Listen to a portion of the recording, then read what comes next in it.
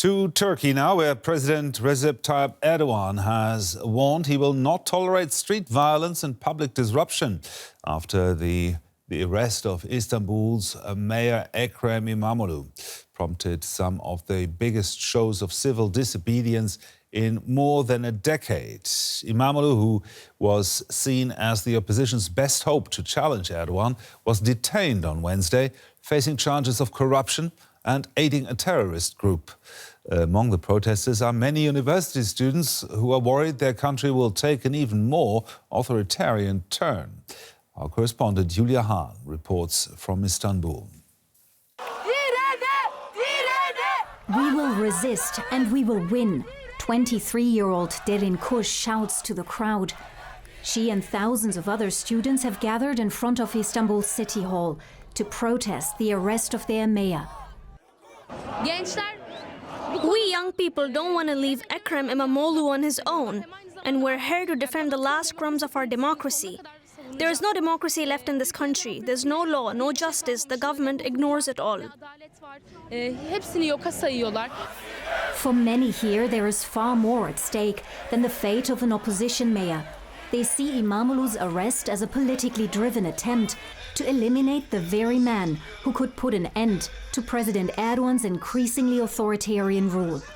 It's not the first time that Erdogan ignoring the will of people, and we know that if we do not do something about it, there's gonna come more and more, and we're gonna get more suppressed, and we are afraid that we are going to be like Iran or Afghanistan. We are afraid of that.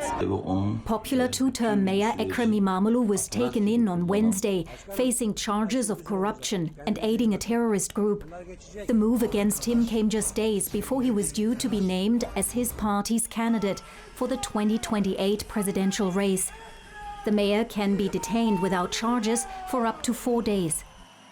If Imamoglu is formally charged, he could be removed from office, analysts say. Many here fear that the government will appoint a trusty mayor for Istanbul to cut the opposition's ties with Turkey's largest city, a city of 16 million inhabitants.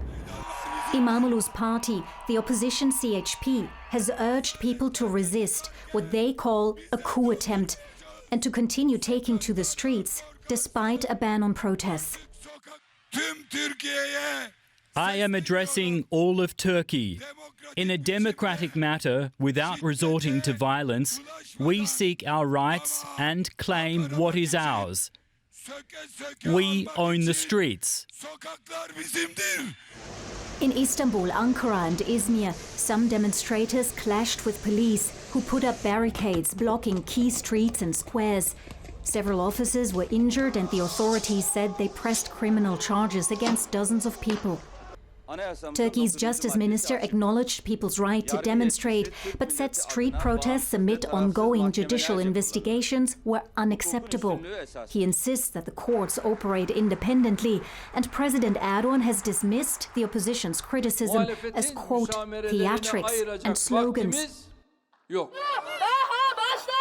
Derin Kush and the other young protesters outside Istanbul City Hall disagree.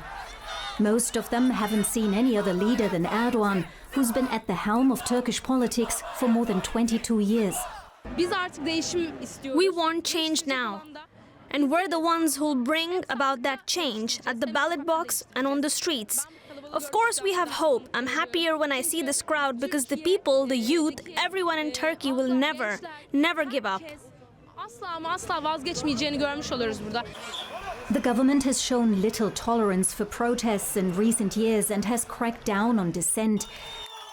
But Derin and the others say they will continue to fight for the release of their mayor and for their own future.